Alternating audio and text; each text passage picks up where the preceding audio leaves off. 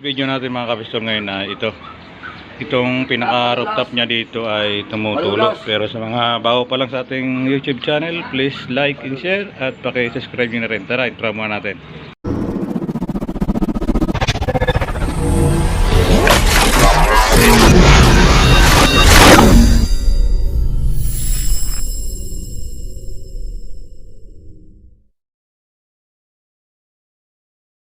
May palitada siya. Ayan, makikita nyo.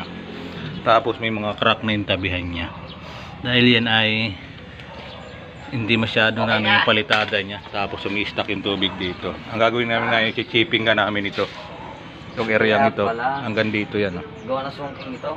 Oo, yan. Hindi siya naglagay ng Oo. Tapos ito ay ating lalagyan ng waterproofing. Abangan nyo at i-chipping ka muna namin ito. Bali, natatanggal ko na yung ibang mga palitada niya. Ayan. Halos ang kapal ng gitna niya. Yan. Nasa 1.5 inch. Tapos yung tabihan niya manipis lang.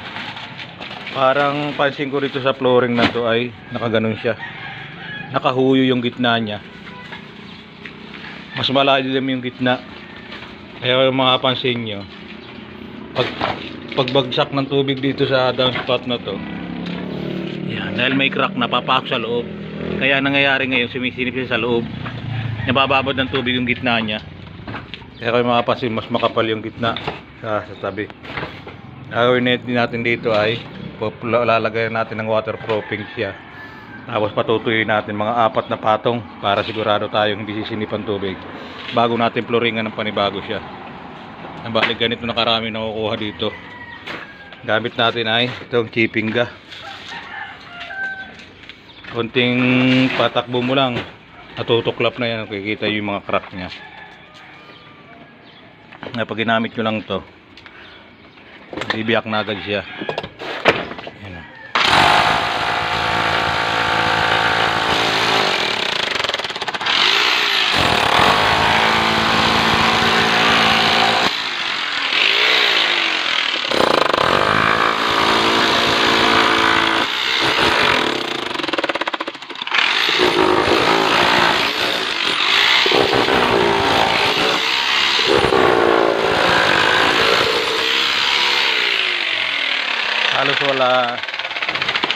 Halos hindi siya kumapit do sa flooring niya kasi hindi pa nilagyan ng waterproofing, kaya sumisilip do sa ilalim. Kaya maapektuhan nito yung mga bakal do sa biga niya tsaka do sa slab. Kaya patitibayin lalo natin to. Ano, kita yung basang-basa yung ilalim niya, sabihin sumisinip sa loob kasi ilalim naka-stack yung tubig niya. Ang dami na nakukuha namin. Bali 4 na timba yung 4 liters lang yung laman. Bali 4. Bali isang timba na rin yun. Tayo ng mix. Mimix natin yung simento nya saka yung ginagamit nating waterproofing. Hindi ko nababanggitin ang pangalan at hindi naman tayo sponsor. Yan. Kali nahalo lang namin ng ganito. Dandaan lang yung semento nya hanggang sa makuha natin yung tamang lapot nya. Hindi naman sobrang lapot at hindi rin sobrang labnaw nya. Bali, ito yung napatungan na namin lahat yan. Bali, ito yung pang-4 na timba na 4 liters. Kinapala na namin yan para sure tayo. Bukas naman namin po floringan ito. Lalahiran pa natin ng adhesive bago natin floringan para kapit na kapit yung halo. Balikan nila maghalo ng ng pang waterproofing. Bare ang isang 4 liters na ganyan ay 4 na kilo na simento ang katumbas niyan. Yung mga sukat din niya yan sa loob ng sako. Dos na. Yan, nahalo na namin siya. Tapos ang gagamitan namin roller ngayon. Makikita ko sa inyo kung paano gamitin. Para in case man na mag waterproofing kayo dyan sa mga bahay ninyo o kaya sa slab, ay alam nyo na yung proseso kung paano gamitin siya. Palito ay pang-apat na patong na. Kung horizontal lang inyong unang tira, horizontal lahat tapos vertical, para lahat ng mga butas o siwang malalagyan agad siya lahat. At itong ginawa namin, una ay horizontal, lahat ay horizontal muna tapos vertical para sure tayo na walang leak. Tapos wag nyo muna basta papatungan siya, hintayin nyo siyang matuyo. Yan, may mga puti-puti pa siya. Pag natuyo yan ay palang kulay gray siya. Tapos pati yung dingding yan nilagyan na namin. Yan. Waterproofing na namin yung ilalim niya ng biga para sure tayo, pati yung pader na yan. Yan, nilagyan na namin ng waterproofing yan. Papatungan ulit namin ngayon pag natuyo-tuyo na siya para mas maganda na yung kanyang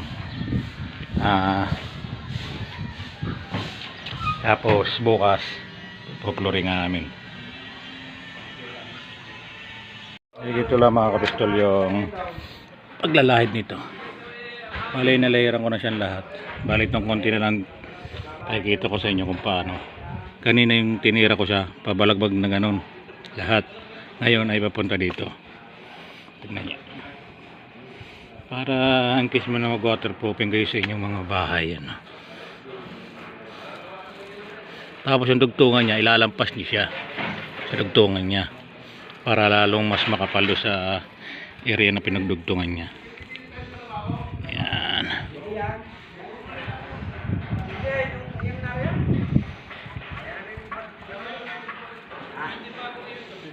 Para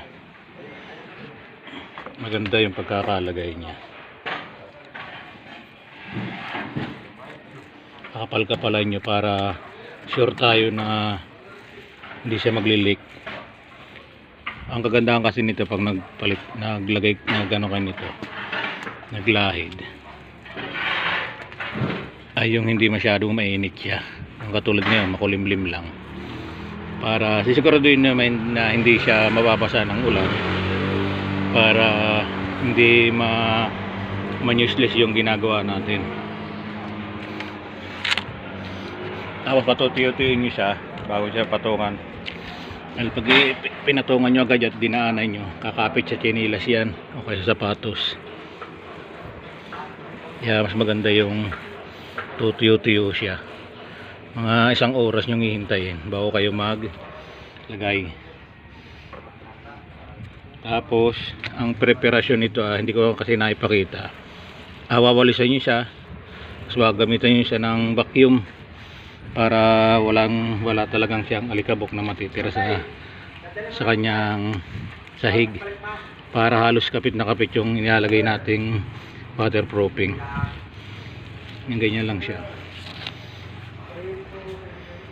Basta yung huwag nyo siyang lalatangan, halos datig-datig siya para mas maganda. Yan, tayo dito na sa pinakadulo niya na. Yan. Yan dito, lagyan na natin. Ito yung kauli-ulihan niya. Maganda na. Ayos na yan. At tayo ibababa na. Yan. Ganda na. Puro waterproofing na. Ito tayo mga kaibigan. Bali, tinigan natin ngayon ito. Yan o. Wala siyang natagas ngayon. Nakikita yung mga toklap na pintura niyan. Yan dati yung tumutulong na tubig, tagas. Tulad nyan o. Crack na yon. Lalap natin. Yan. Gandun.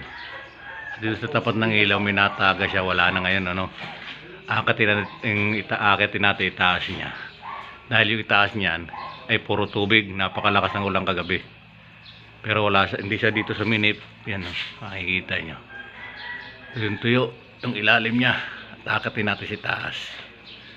Ito may nasa taas tayo. Yan ang tubig niya. Kikita nyo ba?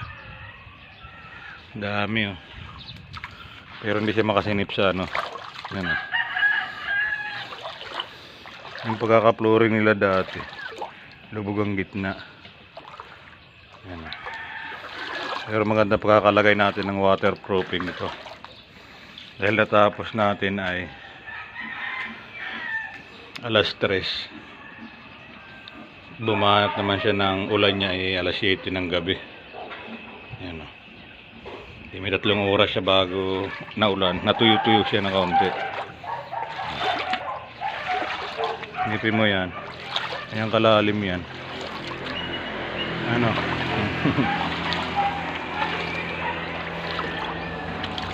Hindi nga siya makasinip. Yun ang kaganda sa waterproofing. Basta maganda lang preparasyon at pagkakalagay mo, hindi babastahin, ay hindi talaga siya sisinip. Basta nasa tamang proseso lang ang paglalagay niya.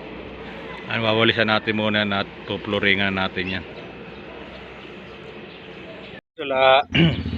Excuse me.